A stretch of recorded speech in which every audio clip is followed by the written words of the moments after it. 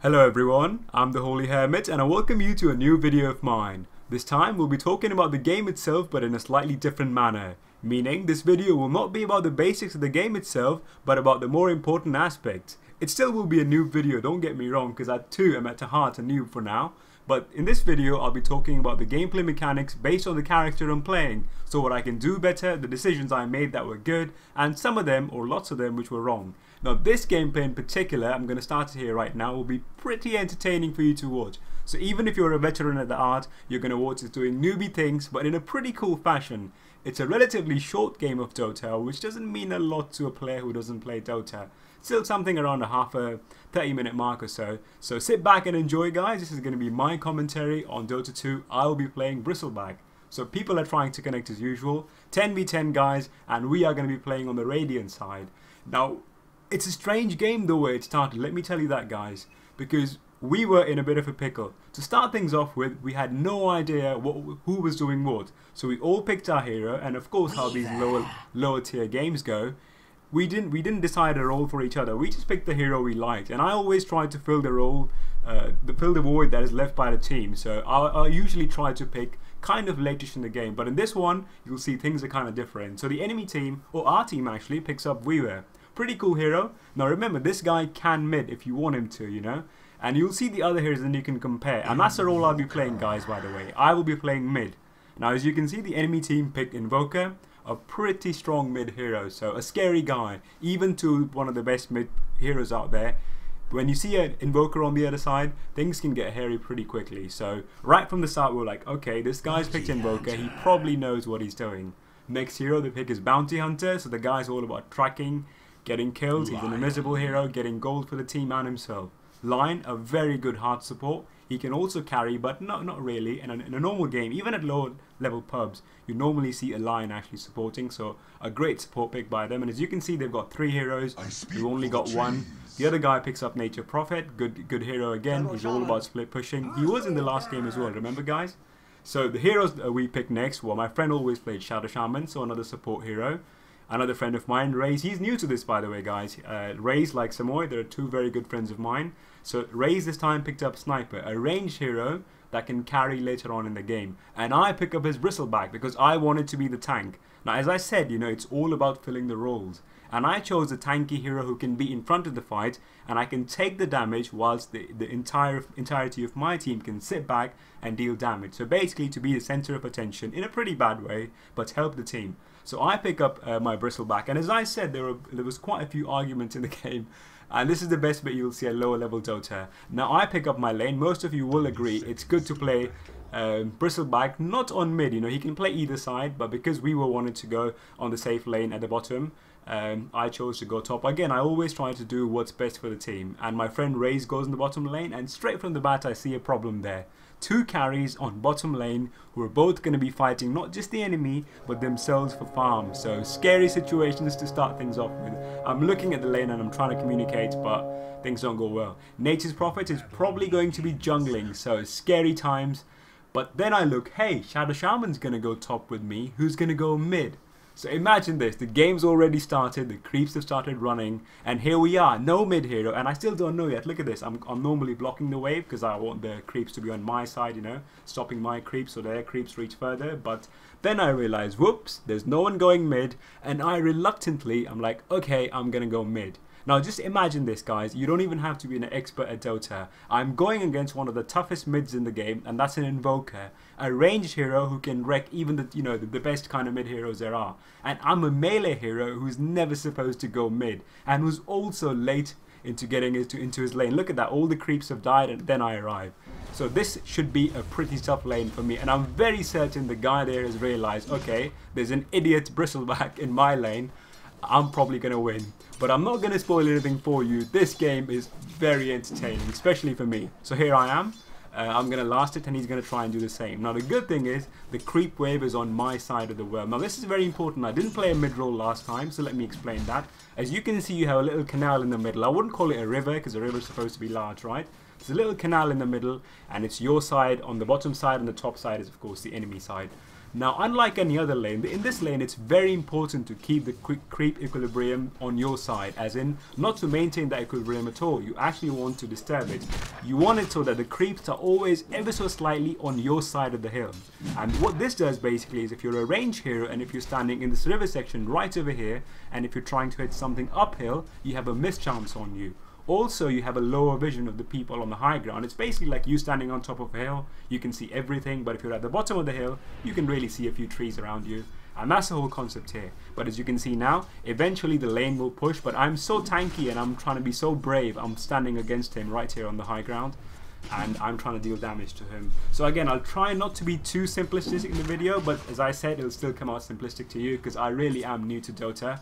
But one thing I did promise is it's going to be entertaining. Now, the item choice you see is very strange here again, right? You'll say, hey, you're a mid hero, what the heck are you doing? Now, the point here was, because I was going to go in a different lane, I needed more regen. I'm a melee hero, and I wanted my range friend to actually get a lot of, last hits, so I can tank for them. Remember, that was the goal here. The game started by me trying to be tanky at the game, trying to help the team and be the tank. So, okay, you can deal damage, I'll do my little bit of damage, but it's your job to kill things. But I had to go mid. So as you can see, my mana at the bottom has gone down, but I made the best decision I ever made, I think, in this game, and that is to buy a bottle. Now let me talk about this, guys. I'm sure you all know what bottle is. It has 3 charges, and every time you use a charge, it restores a set amount of HP, and it restores a set amount of mana. So if we look at the numbers there, health restored 135, and mana also 70. Now my health won't go down that much because I have tons of regen here. I have double tangle stacks and healing salve. But I did buy a bottle for one very important reason, and that is to have my quill stack, my quill spray. I could spam this skill. Now this has a very low mana cost and very low cooldown as well. But the awesome thing about this skill is, the more of these quills you cast on an enemy, they can stack on an enemy, which means every consecutive cast will deal more damage. That's how the skill works. My third skill, of course, I took was Bristleback. This makes me more tanky if I turn my back on them. So as he starts to right click me, as you can see right over there, I'm standing right in his face, but I turn my back towards him, which means if he hits me, I will take less damage, very little damage in fact. Look at that, it reduces the damage by 24% already, and it's only a level 2 ability. And here I am. Now the important thing I'm going to talk about here is rune control. Now this is something that's important for the game. I'm going to go to free camera mode here. Now imagine this, I have a bottle, but the charges have depleted. There are 2 ways I can fill this, of course. The first being going back to my fountain, back in the base, all the way over here, or I can find the runes. Now runes are the most important thing for a mid hero. If you're a mid hero, what separates you from other hero, because it's usually a 1v1 matchup, is your ability to control runes. And more often than not, the person who can control these runes usually ends up being on top of the lane. So as I said, I already had a weird choice of buying a bottle on Bristleback, and these are the runes, guys. They spawn at every 2-minute mark. So when the game starts, there'll be a rune there. After the next 2 minutes, as in this timer being 2 minutes, there'll be another rune. After 4, another rune. But it'll always not be on the top side. There are 2 places where it can spawn. One is the top camp here, and if I slowly just scroll down all the way over here, there is one at the bottom side as well. So 2 places where you can have runes. But hey, I got a kill, so let's go back and see what happened. So remember, I bottled my rune, and this time I got a haste, which gives me max movement speed. Now I know I can have fun with Invoker. So here we go. I'm actually chasing him right now, being very brave against a scary mid hero, but I have my quills.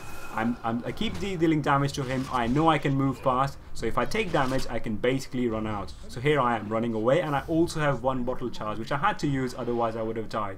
So pretty close call there, but that rune let me kill a scary mid hero. I'm gonna go back to my own camera, not free camera, player perspective. There we go. So Holy Hermit, this silly Bristleback of mine, was able to kill a scary mid already so early in the game. And if you're a veteran at the art of this Dota, you'll understand how tricky and cool that was, at least in my humble way, because I killed one of the strongest mid hero, who actually is a range hero, and me being a melee hero. The only reason why I killed him was me being able to, first of all, get a bottle, make a smart decision, and also to capitalize on that, as in snag a rune. And that's what you'll see in this game happening again and again. And I'm kind of giving you a little spoiler here, but basically my job in this game, even more so than well, last hits are always important, as you know, but also to control the rune, because if I can handle the rune, I can put more pressure on the mid hero. Otherwise, me versus him, it's really not going to happen. So remember the timer now. I got the rune at the 4-minute mark, so the next rune that will spawn over there will be at the 6-minute mark, and I'm keeping track of the timer here. I'm casually attacking creeps, trying to trying to keep him busy. But I know it's going to be 6 minutes now, and I'm very sure I'm going to go and have a look.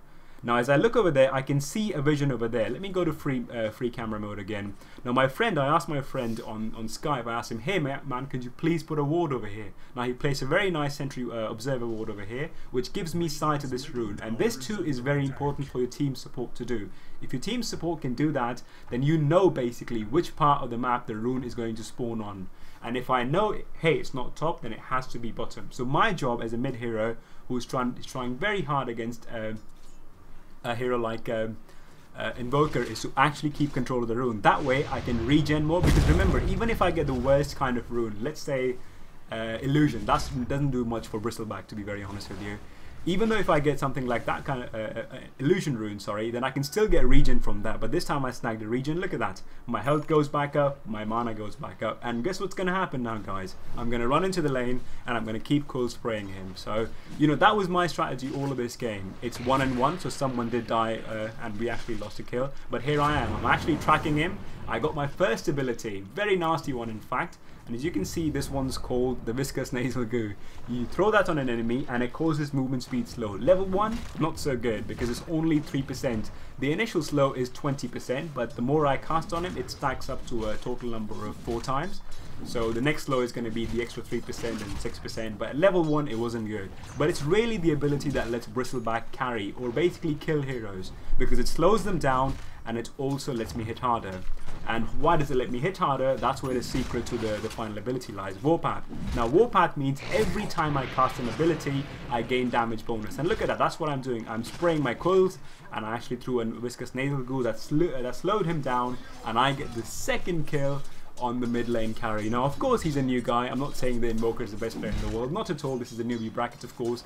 But the point is, I've killed him twice now. I'm pretty comfortable, I'm very tanky, and again, the only credit I have to give over here is to the awesome rune control I'm doing. So I'm drinking my bottle, I'm getting my HP and my mana to a respectable limit, and it's been 8 minutes now, so look at that, over 8 minutes. Guess what I'm gonna do? The mid's dead, the lane's already pushed in. It was kind of pushed in when I was there.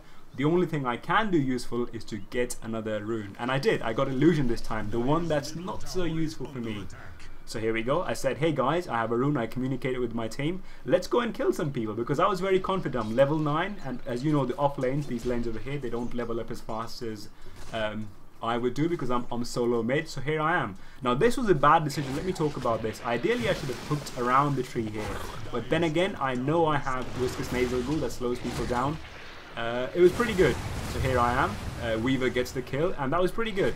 Now I'm deciding to dive over here. I'm being very brave, but I know I can kind of kill him, so I overdive the tower and I get the kill. So I've got killing spree now. We killed both of the bottom lane heroes. Weaver got a kill because he's also a carry, and it's a great thing. Either hero getting a kill is pretty good, because even if Sniper got a kill, they can both carry very well.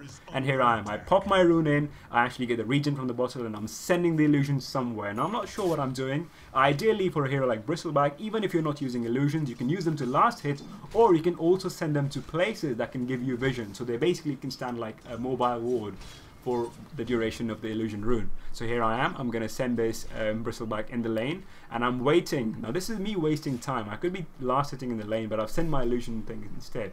But what I did decide to do was, hey, okay, Invoker thinks I'm kind of in the mid, or I'm missing. So what I'm going to do is I'm going to actually go to the top lane, and let's make a kill happen there. Because at that time, I was feeling very confident. You know, I've got a kill. I've got a bunch of kills. I've pretty much won my mid. Invoker's going to be busy last hitting. Let's get a kill or something. So here we are. Now the problem there was, as soon as I go there, our ward expired. Now that's a ward that can give you a vision, like a static vision over a small area. But Bounty Hunter goes invisible, and I have no idea where he is. And see, I could have killed him. As you see how much damage he took from a quill spray, only 35 mana cost. But the consecutive damage, the consecutive quill sprays, they keep doing a lot of damage. And now this is level 4.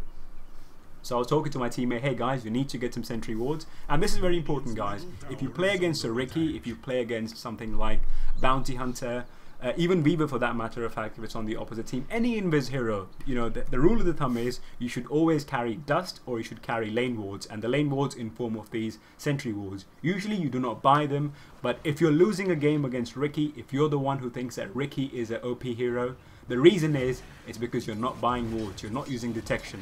So that's our mistake here. I come from behind, and this again should be a relatively easy kill. I lead him off, I move away from the EMP, even though it hits me, and that was pretty easy. So I've killed the mid 3 times now. This poor gentleman is having a pretty bad game, and things are not looking good. So my ulti, again, I did talk about this earlier, let me add a little bit to it. So as I said, any ability I cast, which is my 1 and 2 skill, either that's the nasal goo that I use to slow people down, or the coils I spray to deal damage, increases my movement speed and my damage. So the more of this stuff I cast, the more damage I do. And that's how amazing this ability is. So this makes me get more damage. And that's how you make Bristleback, to be honest, guys. Even if you're playing him as a carry, you don't really necessarily buy damage items on him. Now, of course, there are exceptions to the rule. There are exceptions to everything in Dota. But in general, for a hero like Bristleback, you basically want to either tank up or get attack speed. Because attack speed is something Bristleback lacks. And if the guy can get damage from, if he can gain DPS from his ultimate, then basically all you need is attack speed on him. So imagine something like the opposite of the last hero I played, that was Sven. Now Sven basically stacks up damage, he's also got this amazing ultimate, and he basically gets a critical hit and he wrecks people. But what you build on that hero, actually similar to him, because you also build attack speed on Sven to a certain extent. But this hero particularly, you want attack speed on him, because the more attack speed means the more right clicks he can land, and if you're spamming your skills, your damage will be very high, and that's how you deal things. Now still, I'm being very greedy again. I should ideally try to go for the rune, but I'm cleverly doing it so because I think rune control is the most important thing. Invoker for some reason leaves the rune here, but he gets scared. Oh, that's how I got it. Now I know he's around me because his ability slows me down, so I'm like, okay, Invoker's right next to me. So I snagged the rune, and I don't know, he should have taken the rune. That's a big mistake by him because he knows that's how I'm killing him. So I've got my rune, and I had no idea again he was behind me, but again, bravely enough, I just jump into the lane and I'm like, I don't care. So I go in, and my friend Raze, again the other carry, gets the kill, and here I am. Now Juggernaut also comes in, and I cleverly back up, but my regen breaks. I popped in the rune, but I got enough mana to do cool things. But there's still 2 heroes in the lane. Now I'm scared of Juggernaut, to be very honest with you, because he can cast ultimate on me and that can deal some damage, and maybe Invoker can wipe me up. But still, I do that once and I realize, you know, if I can tank this, which I did, then it shouldn't be a problem. So here you go, I eat away his ultimate, and that I think is a victory in a very small way, guys, because hey, I killed, I didn't get a kill, but I basically burnt his ulti, which means the next time I find this gentleman, he's an easy kill. I have no bottle charges, and this time I'm kind of looking desperate. Now again, I'm looking at the timer, and that's all you're going to see at this noob level of Dota for me, guys. One thing I made sure to do good in this game was to control runes, because that was my success as playing not just mid Bristleback, but any kind of a carry in a mid lane. I always had runes on my side. I knew that if I could control runes, I could do cool things. And look who comes over here. I get Mr. Ultimate over here, and I burnt his ultimate. So what I'm going to do is, I grab the rune as well. And I used my haste rune, so I quickly grabbed it and I got lucky. I got haste, which gives me unlimited or max movement speed, which is 522. And there we go. Now this guy is cooking up a stun, but look at my HP. I've got 700 and 800, 900 HP, and I also took that hit on my back, which means I take less damage. Another support comes in, or not really support, but Ganking kind of hero. He comes in, we're all going to basically kill him now. Now this time, Weaver gets the kill. So all well and good, guys. Not only am I getting, you know, I'm creating space for the team in terms of farming, but I'm also jumping into lanes and I'm helping my carries secure the kill. Because remember, the initial goal was I would be the tank. I would be the guy, you know, doing all the manly cool things. Hey, I can take your damage, and they will get through the kills behind. But look at that, Lion burnt his ultimate, and I cleverly turned my back against him, because no matter what you do on a Bristleback, if he's got his back turned up against you, then he will take less damage, and that's exactly what I do. I turn my back against him, he uses an ulti on me, it doesn't do all the damage, and I survive. I easily survive. So another kill that happened, I actually managed to snag that kill, and at 15 minutes in, I'm 6-0, so looking pretty good, and no deaths yet, guys. I haven't died this game, so pretty good stuff. Here I am, I'm trying to get a few hits here. I probably shouldn't have taken Nature's Prophet farm, but he's kindly giving the farm to me. what a good guy. Then I decide, hey, I'm being greedy, let's walk away. So again, 16 minutes, remember the 2-minute mark. I'm looking at the timer, I'm like, yep, you know, the rune's gonna spawn. But let's talk about the item build now. Something I actually made, I went pretty standard here, but I did make a few tweaks here and there. Now normally you would see all Bristlebacks would go for a Vanguard, or most of them do. Now Vanguard gives you a melee damage block, and it also gives you a good amount of HP regen, along with some nice HP. But in this game, I was so ahead of everyone else, I was doing pretty good. I decided, hey, you know, Vanguard kind of doesn't translate that well into late game. I mean, Vanguard's a good item to have up until the 20-30 minute mark, but in case the game goes late game, then nah, you know, things are not going to be good. So I decided instead to make the next best thing, or actually not the next best thing, the best thing for Bristleback, and that is a Heart of Tarask. Now this thing, if you complete it, it gives you tons of, I think it's about 50 or 60%, I think it's 4 or 5% HP regen, something crazy like that. And it also gives you strength and extra HP, so it makes me even more tankier, and that's exactly what I want. It also gives me HP regen, as I said, which lets me stay in the team fight for longer, and that's what you've seen, guys. I have yet to return to base, right? I have not gone back to my base. Look at that, I simply eat up that Sunstrike, and I'm like, I don't care really. Lion comes up, he hectors the other guy, but to no avail, because when I start hitting him, things really look nasty. He's trying to run away. Good luck doing that, because I have cold spray. So again, guys, same idea. We are basically harassing the team. I'm constantly looking for ganks, something a Bristleback never does really. Bristleback kind of sits in his lane, gets his farm up. Once he becomes tanky, you know, he starts doing cool things from there. But I've been so active in the game, and that's why, honestly, why I wanted to publish the video is to show you like how to play mid. In my humble opinion, no matter what hero you play, the goal kind of is always the same, and that is to be active, to control the runes, and then to go to either top lane or bottom lane and help with ganks. So there we go. Now I've decided not to go to base. Will I go to base? Or maybe I will, because I'm only, I think, 40 gold away from finishing my Heart of Tarask, and you'll see what it does. It's a pretty cool item, and that's what I decided to build. So look at that. Even this, it's Mr. Purge's Guide to Bristleback, another amazing YouTuber. I'm sure most of you guys who watch Dota know him. I'm a big fan of him. Very, very nice guy. I never met him, by the way, but I'm following his guide. So, and again, as you can see, the guide suggests you actually go for something like a Vanguard and also go for a Cloak. Now, Cloak is something you go if they have lots of magical nuke. Now, they do in some kind of way, but I was more worried about Bounty Hunter, because this gentleman I had not seen in the game, and I was wondering, maybe this guy is farming well. Also, Jug can get pretty scary late game, and they're both left-click heroes, so I'm more worried about my HP being higher, and also Cloak just giving me magic immunity or magic protection was good, but not the thing I was after. So the first item I complete, as I said, my whole idea behind finishing a Heart of Tarask was to get my HP up. Now look at that, at level 14, at only 18 minutes in the game, I have 2.3k HP, which means, look at that, I just don't care. I can walk in wherever, and by this time I'm pretty farmed. Poor Invoker, he's the guy I've been targeting. Look at that, I'm not even trying to attack the other guy. They both jump on me. Now Bounty Hunter is attacking my back, not the best thing to do, but look at the tank I have, guys. My friend gets the kill, and I get the godlike spree going, which means I've killed 9 people in a row. So I was not able to kill Invoker, that was my bad. I should have realized that Alchemist was channeling a stun, but hey, at this level, look at my HP go up, guys, by the way. I'm using bottle, but look at that, 51 HP regen per second. Let's look at the Heart of Tarask, by the way. It gives you 40 strength, so that's 40 damage straight up, 300 health. Let's be tanky, and health restored 2%. So my max health, whatever my max health is, 2% of that is regenerated every second. But if a hero attacks me, the spell is broken and I have to wait for another 4 seconds. So easily, look at that. What this lets me do is tower dive, and that's something you cannot do without this item, Heart of Tarask. Because if you if your hero solo runs up to a tower, the tower will simply kill you. But if you have an item like Heart of Tarask, you can take the aggro, you can take all the damage, and the team's like, yeah, we've got a good tank. And that's the idea behind Bristleback, right? To be utterly and awesomely tanky. So here we go. Just look at that. I've smartly turned my back towards him. I really don't care, and I just walk away. The other thing I didn't talk about the Bristleback ability is when I actually take a certain threshold of damage, which is 250, I actually release another free quill. So I don't even have to pay for this quill. If they deal a set amount of damage to me whilst my back is turned to them, I'll release a free quill. And it's not just the back damage, guys, it's also the side damage, as you can see. Back damage is complete protection. So at level 4, this ability blocks 40% of the damage. right? And the side damage, which means the enemy hitting me from sideways, will deal 20% less damage. So it's an amazing ability, and that's how Bristleback is and is meant to be played, to make him more tanky. But again, look at that. Even at this time into the game, 20 minutes in, all the farm I have, I still take good care of runes. I'm like, you know, if I'm playing mid, and if I have a bottle, I'm going to make sure that every single rune has to be utilized pretty okay.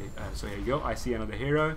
I'm going to go right behind him, and I'm going to let him go forward. Now that's the trick, guys. If I had probably jumped on him over there, chances were he might, well, very small chances that he wouldn't run away because I'm so tanky and I'm so strong right now.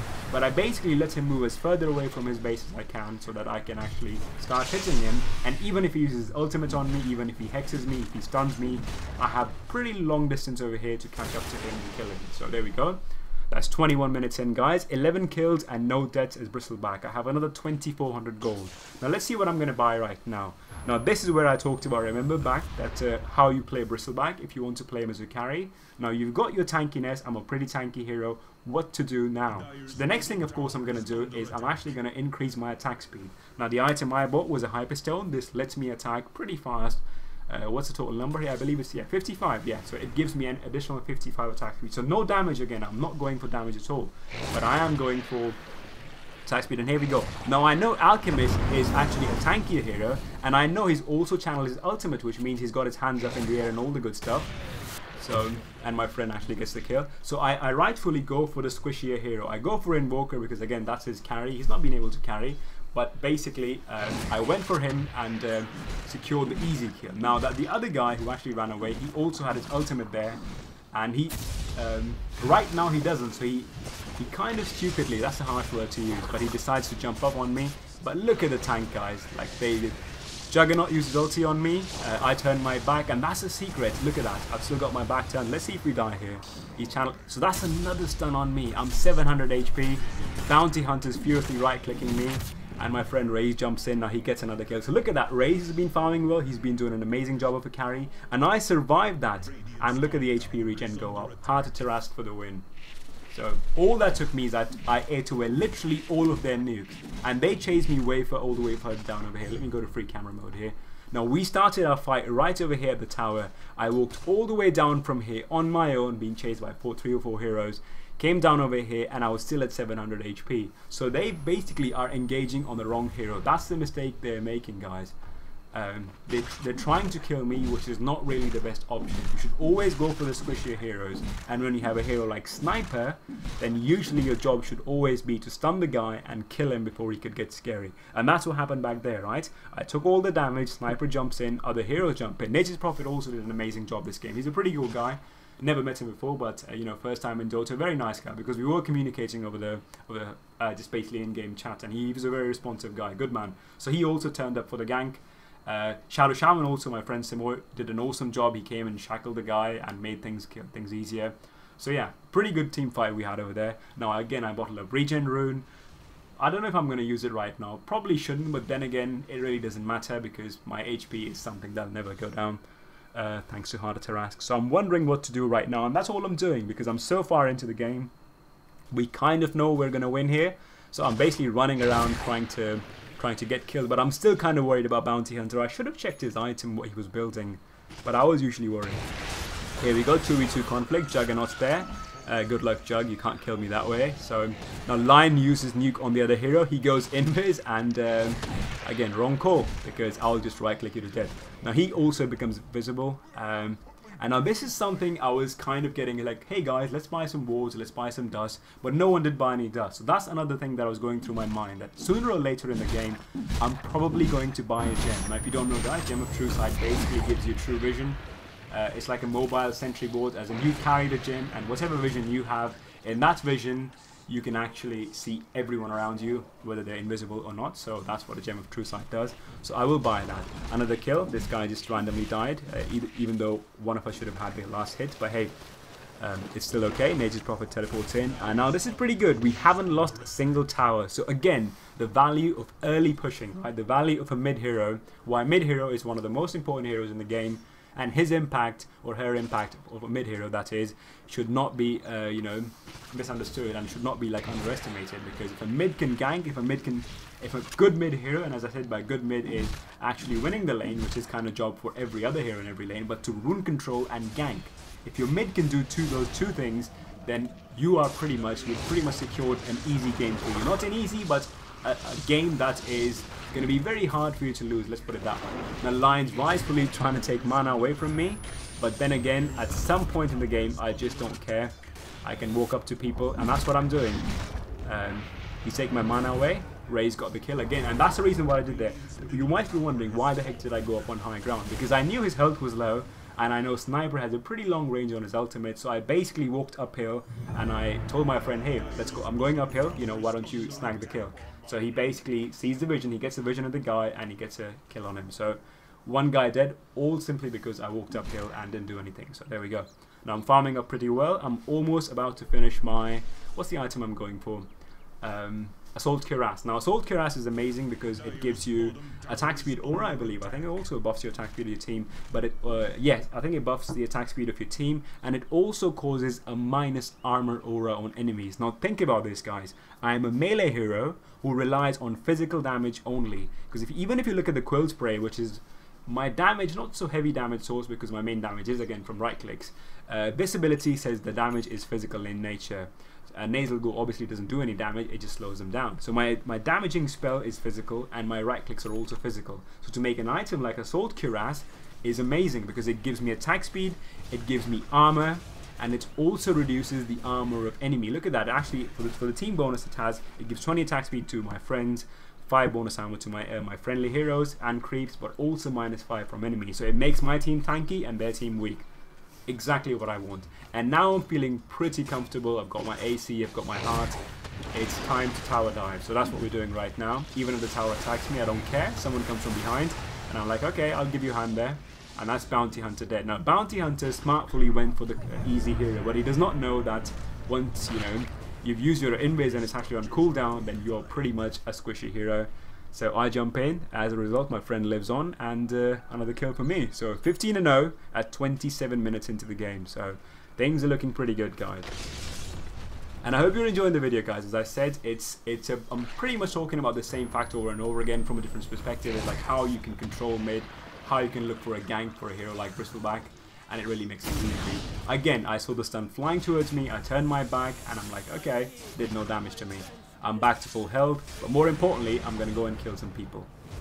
Lion stuns me, does nothing, delays inevitable. Now he's cooking another stun, he stuns me this time as well, but I'm way too tanky for now. So this time, I'm completely tower diving. I killed one guy, look at that, he uses ultimate, and I'm on half health right now.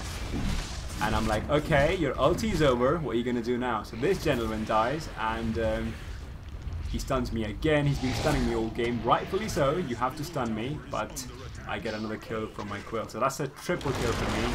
And this is where I did a pretty stupid mistake. Now Lion, I should have tried to engage on him early, even though he had a nuke, but I couldn't save my friend there, and as a result, I'm afraid, I was not able to save my friend. I got an ultra kill, but hey, my friend died, so I did apologize to my friend there in game. I'm like, sorry dude, I'm so sorry, I couldn't save you. But as a result, all their heroes are dead, mid-Rax tower is gone. Now all we have to do is take the Rax. Nice and easy. 19-0, and I still haven't died. I've got 10 assists as well, so it's pretty good. The whole team farmed pretty well. They had 17 kills on it, pretty strange really, but you know, oh well, what ends well, all well that ends well kind of thing, as the saying goes, and we're doing okay for now.